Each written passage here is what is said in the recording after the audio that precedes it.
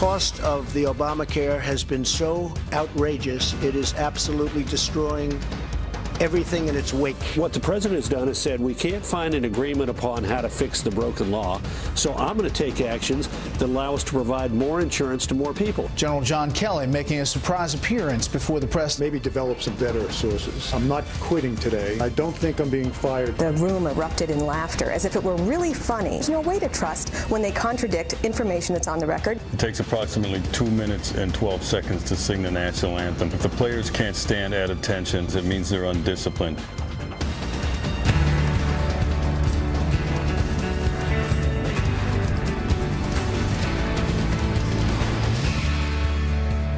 Good morning to you. It is Friday, and if you didn't know, be warned, it is October 13th, and this is Fox and Friends First at 4 a.m. I'm Heather Childress. Thank you so much for getting up super early and joining us today.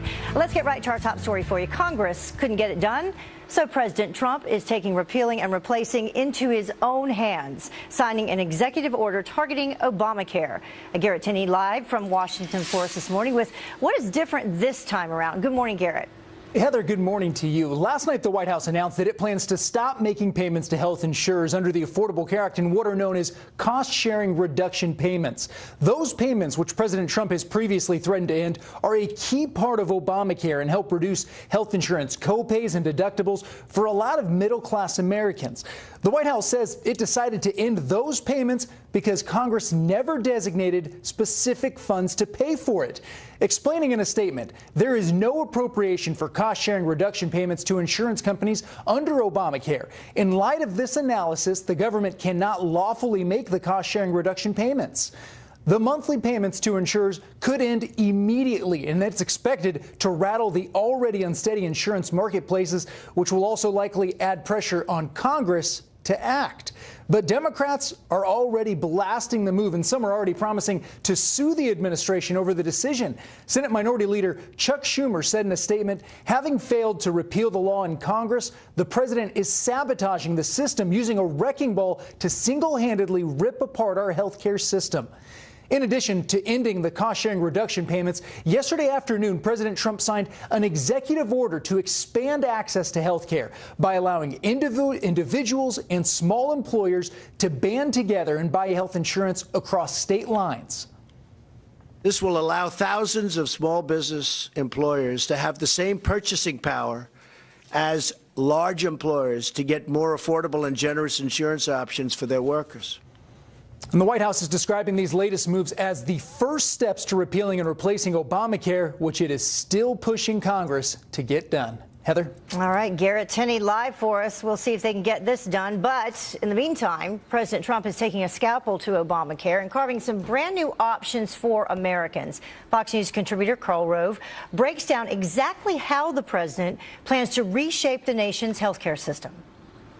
He did three things. He told the Department of Labor, I want you to find a way to expand the ability for people to use association health plans. What that means is if you are a fast food operator or a landscaper or a cattle operator, you can join with other people in your industry across state lines and provide insurance to all of your employees, to all the employees of those small businesses, and get the same discounts that big boys do. It's a simple idea that's been around a long time. Makes a lot of sense. Yeah, now there are limits to how much you can do by regulation under ERISA, but it's a good step. Okay. And then short-term limited duration insurance policies that people can buy for a short period of time between jobs, or if they can't get insurance through the exchanges. And finally, health reimbursement arrangements allow. These are tax-free accounts that employers can set up to pay for co-pays and premiums for their employees. These are all things that will help more people get insurance. You know it's involved when Karl Rove brings out his whiteboard. Well, some other things happening today. President Trump is expected to rip up the Iran nuclear deal today. The decision would put Congress in charge of taking action. Lawmakers will have to decide on reimposing sanctions that were suspended as part of that agreement. Fox News military analyst Lieutenant Colonel Oliver North says that this is the right move. The Iranian nuke deal is worse for the American people than Obamacare. They can both kill you. It's just a matter of how many and how fast. Well, President Trump will lay out the plan in the afternoon speech that is coming from the White House, and we will have that for you live right here on Fox. And now to another Fox News alert for you this morning. Raging California wildfires. They're now the deadliest in the state's modern history. 31 people dead. Hundreds, though, are still missing.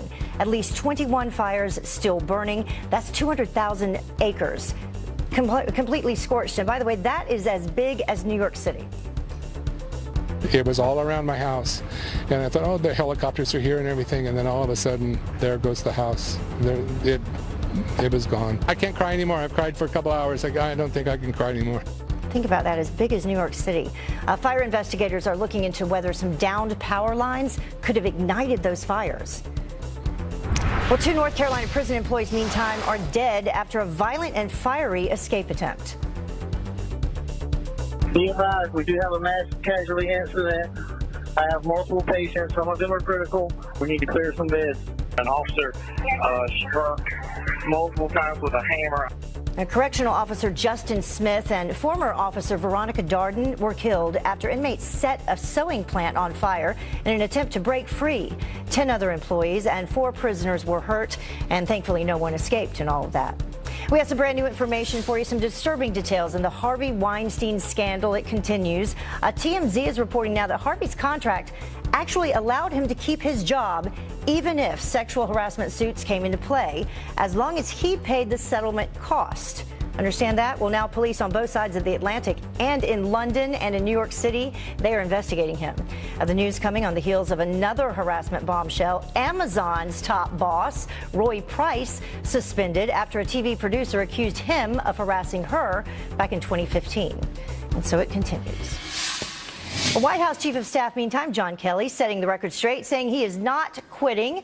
And that's not all. Kelly also schooling the White House press corps as well in all this. Jackie Ibanez joins us now, and she is here with some details for us. Good morning, Jackie. Hey, good morning and happy Friday. Yes, even though it's the 13th, it's still good. I forgot about well, that. you know, You're but it's right. good because it's Friday. That outweighs it. It is. Yeah. Good to be here, and good Friday to everyone at home as well. All right, well, the White House Chief of Staff pulling the curtain back and getting a few things off his chest. He's not quitting, and he's not frustrated. And those photos of him looking serious when President Trump speaks, well, that's just his thinking face, folks. The President's Chief of Staff confronting the press, reassuring the American people he's staying put. Kelly also taking a swipe at fake media reports. Listen. It is astounding to me how much is misreported. I will give you the benefit of the doubt that you are operating off of contacts, leaks, whatever you call them. But I would just offer to you the advice I'd say, maybe develop some better sources. I'm not quitting today. I don't believe, and I just talked to the president, I don't think I'm being fired today. It was Kelly's first meeting with the White House press corps on the record, so kind of unusual there. The general, long known in military circles as a straight shooter and still is, saying his role as chief of staff is the hardest job he's ever had.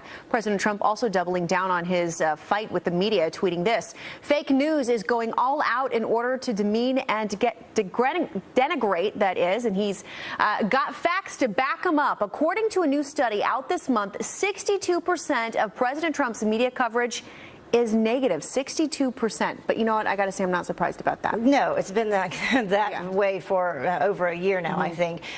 Molly Hemingway, specifically, we had her on at the very top of the show. She says she's really frustrated with this because when you heard Kelly say that he was not quitting, he didn't think he was being fired, the entire room erupted in laughter. And she said, that's frustrating. It's not funny. Listen.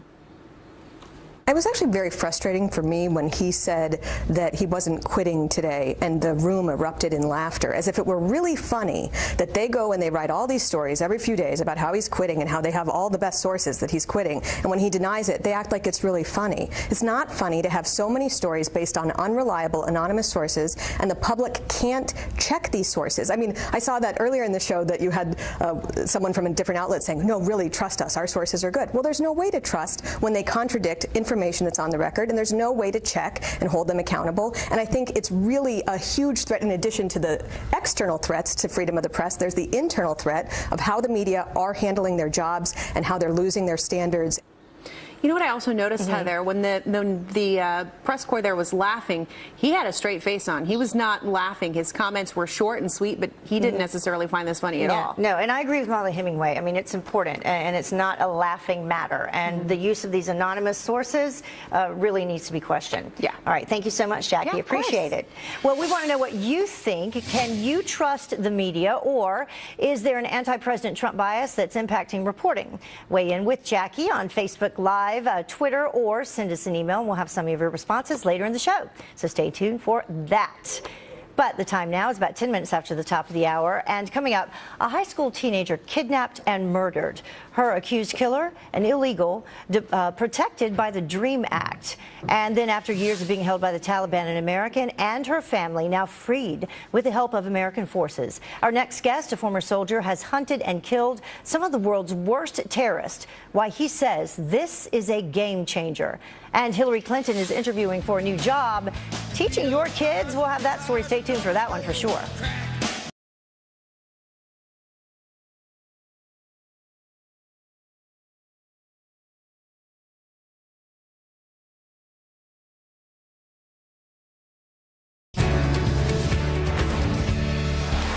Welcome back to Fox and Friends First. A bombshell discovery made in the investigation of an illegal immigrant accused of kidnapping and murdering a teenage girl. Officials say that 19-year-old Daniel Rangel Sharir was protected from deportation under the Obama-era DACA program.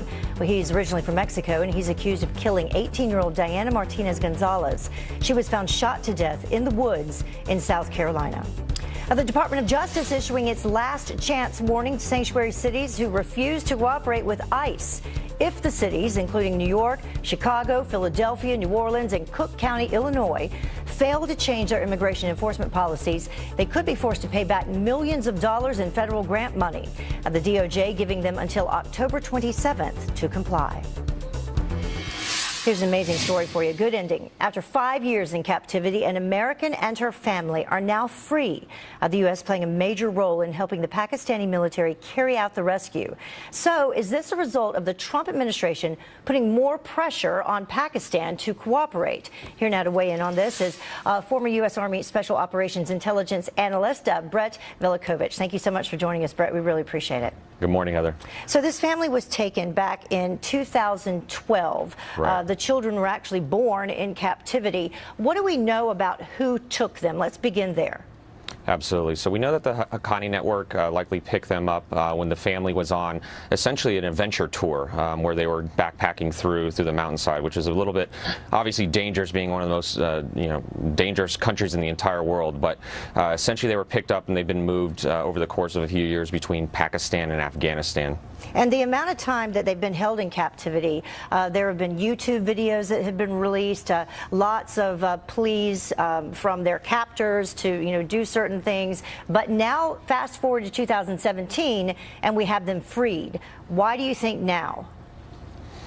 Well, I think probably what happened was the U.S. military had information regarding their precise location, and they knew they needed to do something about it immediately. And that's what we really saw here. Even though we saw the Pakistani military conduct the actual rescue operation on the vehicle that the hostages were being transported in, really this was a U.S.-led operation the entire way. What was likely happening here was that the hostages had been followed by U.S. surveillance in Afghanistan, and then they saw them crossing the border, and they figured out they needed to do something. And the reason it was clearly a U.S.-led operation is the Pakistanis are not competent enough to really track top-level terrorist targets or to go after follow hostages like this. Right. So. Well, not competent enough, but also have they been willing to help us out? And why is that changing? Is that a result of the Trump administration putting pressure on Pakistan?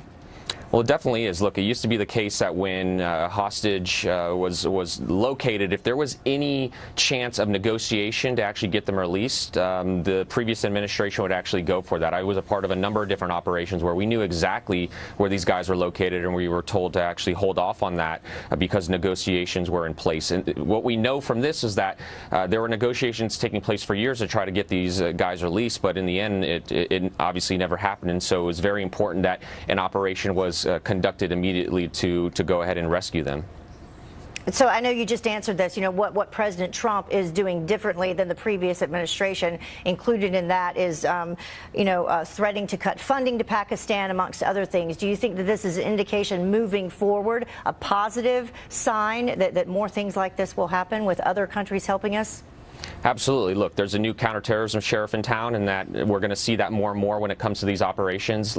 It's very rare for the U.S. government to actually collaborate with a foreign country to actually conduct a hostage rescue on an American citizen, and that's very interesting. And so when you see the nuances and the details of this operation, that's actually a big deal, that they trusted the Pakistanis enough to actually conduct this operation. And what likely happened was they told them, look, you need to do this or we're going in without you. And so with the Pakistanis essentially, risking losing a ton of funding on the war on terror, it only made sense for them to actually do this. And so to put a Pakistani face on this is a win for everyone. Yeah, perhaps showing it's about time that happened.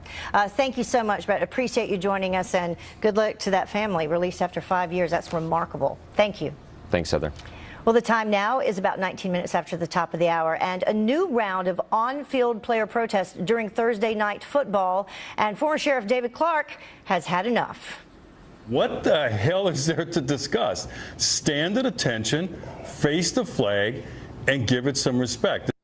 And remember the state lawmaker punished after hoping for President Trump's assassination? You think that she learned her lesson? Well, think again. And wait until you see why she is back in the headlines this morning. That's right. Stay with us.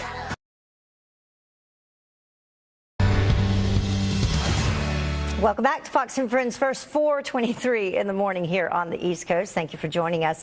Do you remember the state senator who said that she hoped that President Trump was assassinated? Well, she is back, sparking even more controversy on social media. And here with those details is Carly Shimkus from Fox News Headlines 24/7, Sirius XM 115. So what is going on this time? All right, so this is a Missouri state senator. Her name is Maria Chappelle-Nadal, and she's under fire this morning because she posted a picture on Twitter that compared President Trump to Adolf Hitler. Wow. Now, she says she posted that picture because she was upset by the president's recent tweets suggesting Puerto Rico needs to take more responsibility for Hurricane Maria recovery. But like you said, this is not the first time she's posted something Clearly controversial didn't learn a lesson on social the first media. time around. Yeah, back in August, she was investigated by the Secret Service because she wrote on Facebook that she thinks the president should be assassinated. Well, now there are new calls for her resignation this morning. Glory literally says, you need to resign. Spooky says yes, because saying things you don't agree with and killing 13 million people are equivalent. And Jen says, way to keep it classy. This is disgusting by any standards, but it appears you don't have any.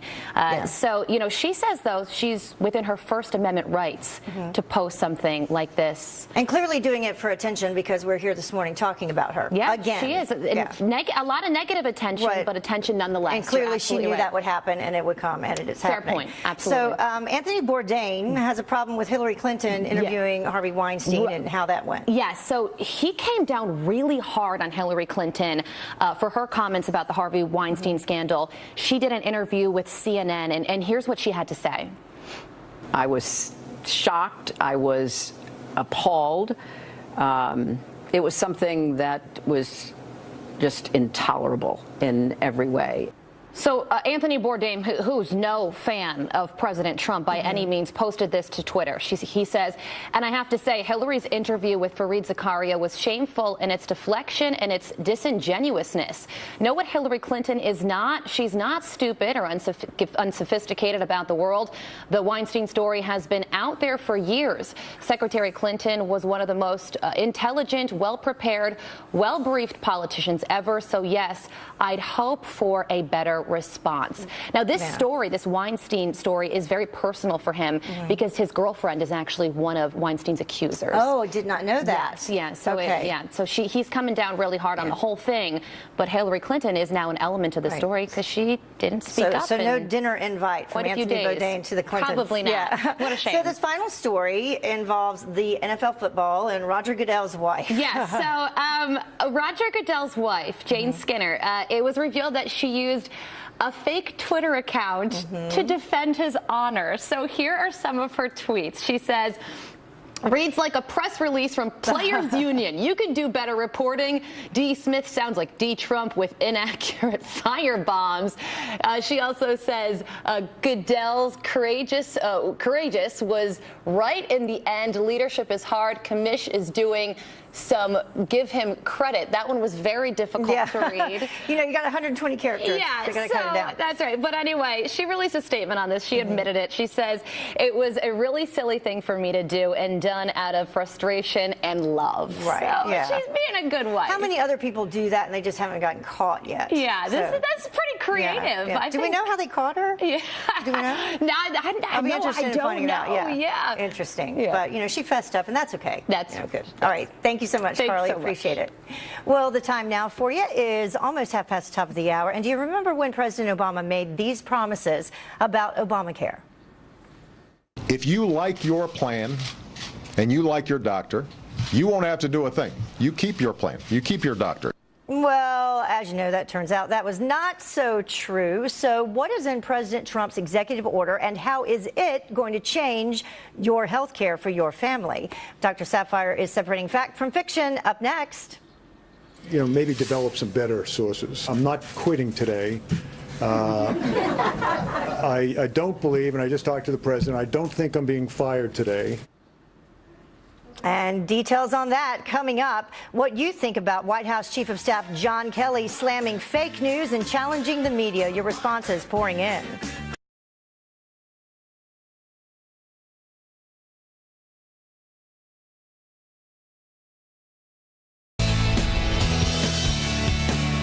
Today, we are celebrating the United States Navy's 242nd birthday with your proud American photos. So keep your pictures coming in.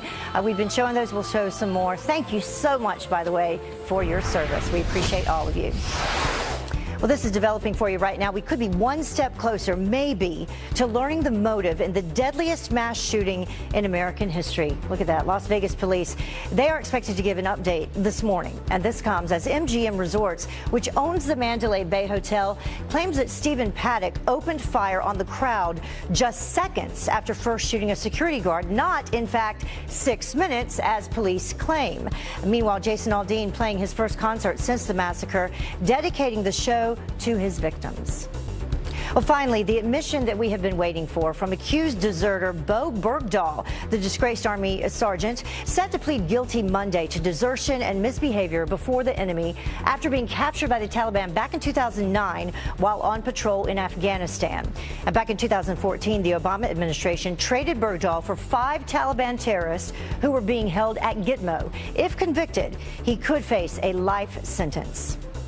Well, freedom under fire after nearly 50 American flags. They were found burned to a crisp. Look at that. This was at a Veterans Memorial Park just outside of Los Angeles. The container was set on fire. It was meant to collect worn and torn American flags for the Boy Scouts to properly retire.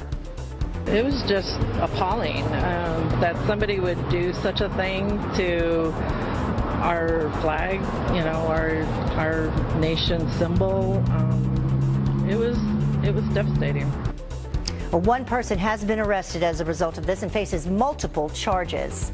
And once again, NFL players disrespecting our national anthem during Thursday night football. Some Philadelphia Eagles, you can see them here, raising their fist before the game against the Carolina Panthers. But not one player took a knee.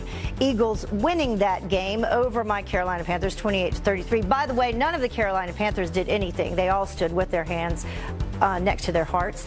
A Tennessee Titans player, meantime, though, is threatening to retire early if the NFL forces him to stand during the anthem. Wide receiver Rashard Matthews tweeting this: "I will be done playing football." The post deleted shortly after. Well, the national anthem controversy is spiraling out of control, and here's what Sheriff David Clark has to say about the players disrespecting the flag. It takes approximately 2 minutes and 12 seconds to sing the national anthem. Stand at attention, face the flag for 2 minutes and 12 seconds. It means they're undisciplined. Look, they're dying the death of 1,000 cuts. And Roger Goodell has lost control of this thing, and now he's afraid. He's afraid that if he imposes a policy that they have to stand at attention and face the flag, that they won't do it. And then the question becomes, now what? The league has the authority, these aren't rights, has the authority to set rules and procedures for their employees. Players are employees, but what we have right now is the tail wagging the dog. So until, now I hear the owners are going to meet in Chicago to discuss, or they're going to meet in New York to discuss this, and I thought, what the hell is there to discuss? Stand at attention, face the flag, and give it some respect. This is about respecting. You would think it would be simple, and once again, my Panthers lost, but that's okay. Well, the Democrats slamming the president's health care overhaul as sabotage, and in some cases, before they even knew what was in it. Listen.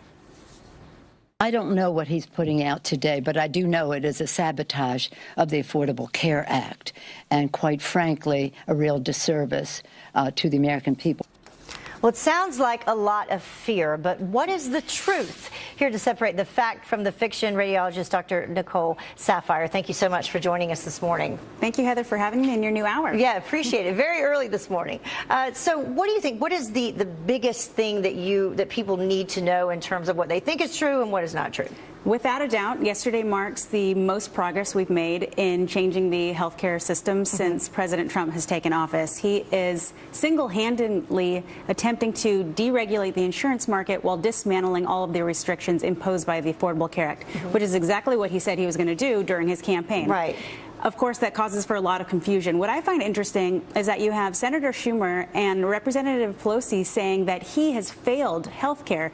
He's the only one actually making moves right now. The Republicans have failed to band together, and the Democrats have worked in opposition. So we haven't been able to move forward. So what he's done right now in his executive order is he's trying to expand associated plans, which essentially means people can come together, small businesses can come together to have price competition and really be able to get lower premiums for their insurance by working together and getting insurance together. So together they can also make purchases across state lines. Exactly. Right? So purchasing across state line through the association plans would hopefully create market competition. So talk about restaurant owners having to use them, or farmers coming together, like these smaller businesses coming together to be able to negotiate with insurance systems. They also want to expand HSAs, or pre-tax dollars, for health care, which would be great for them, as well as expanding short-term health insurance. So if you graduate college and before you start your job, you're able to have the short-term insurance that is less regulated and maybe more affordable for you. So all of that combined means lower cost. In theory, Hopefully. it should. Yes. Hopefully it should. This is temporary. This is a stopgap. But perhaps the biggest thing that happened came right after the executive order was signed. Definitely wanted to talk about that because you mentioned, some of the problems that the Democrats have with that. And they said that if, in fact, this would happen on the subsidies, which we knew was another promise that President Trump said that he would do, they said that this is actually sabotage and that this will be what causes, in fact, Obamacare to fail. Okay, well, sabotage, I mean, whoever wants to, whatever rhetoric you want to use, yes, he is being active right now. He is taking action against the Affordable Care Act.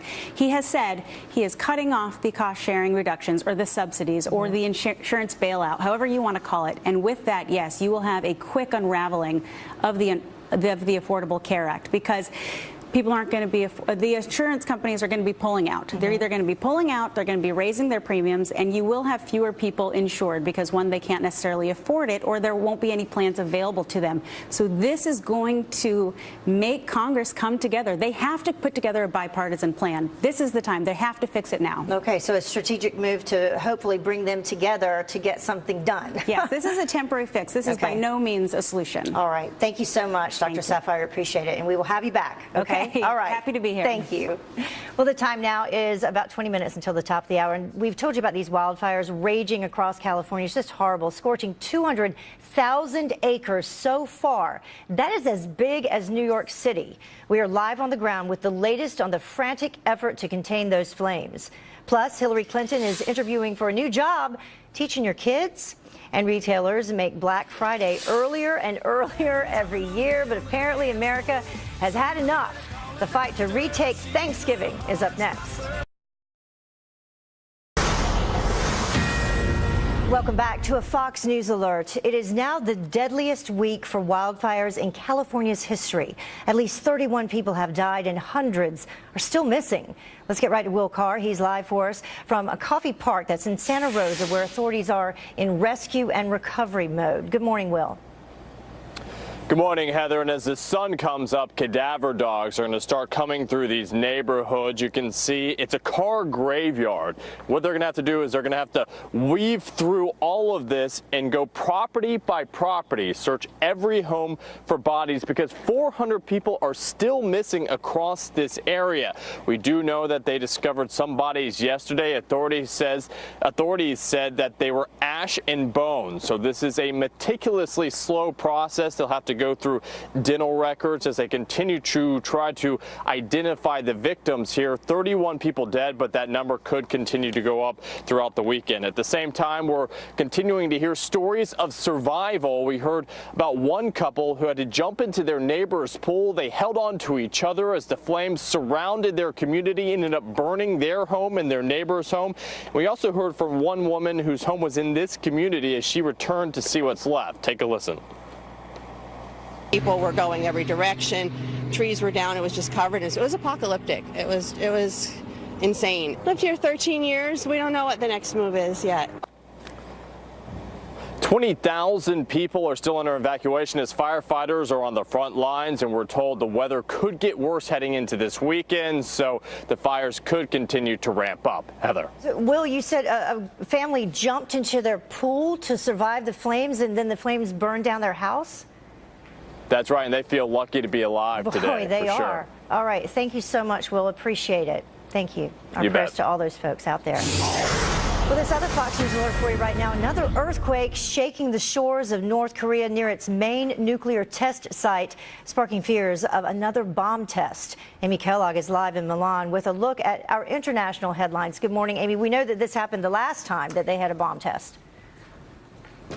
Well, Heather, here's the thing. Now scientists are thinking that the latest concern really about North Korea's nuclear program is that it may be actually, Heather, deforming the crust of the Earth. And that is according to some South Korean scientists who detected a relatively small earthquake in North Korea near its main nuclear testing site, which may have been a further nuclear test, but more likely this is the latest in a series of aftershocks and earthquakes triggered by North Korea's largest test blast to date. The September 3rd test North Korea conducted. The area has also seen mudslides in the aftermath of that test, leading to speculation that the site may no longer be able to be used for testing. Just yesterday, North Korea's foreign minister accused President Trump of, quote, having lit the wick of war.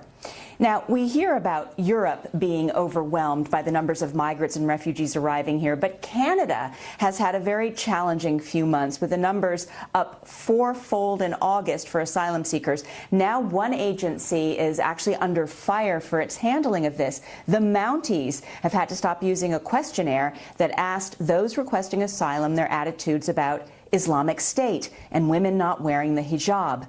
Public Safety Canada said the document was, quote, inappropriate and inconsistent with government policy. And finally, one of the world's most famous travel moguls is getting in on what's being called the first new form of public transportation in a century.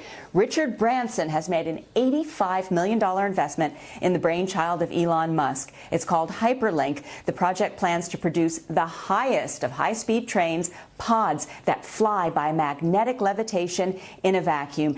And Heather, they will go at speeds of nearly 700 miles an hour. Richard Branson is very excited about taking passengers from London to Edinburgh in just under an hour. Wow. Heather. With magnetic levitation. Thank you so much, Amy Kellogg, live for us. We appreciate it. That's something to think about. Well, the time now is about 15 minutes until the top of the hour. And credit reporting giant Equifax hit by a second cyber attack. The new fallout overnight, what it means for your privacy. As I was saying, Puerto Rico is a very important part of our culture. I know it's important, but I want to know whether or not you agree with the president. Well, Congresswoman Maxine Waters playing a little game of gotcha with Secretary Ben Carson. Wait until you see what happens next, though. And keep sending your proud American photos to help us celebrate the U.S. Navy's 242nd birthday. Happy birthday to you.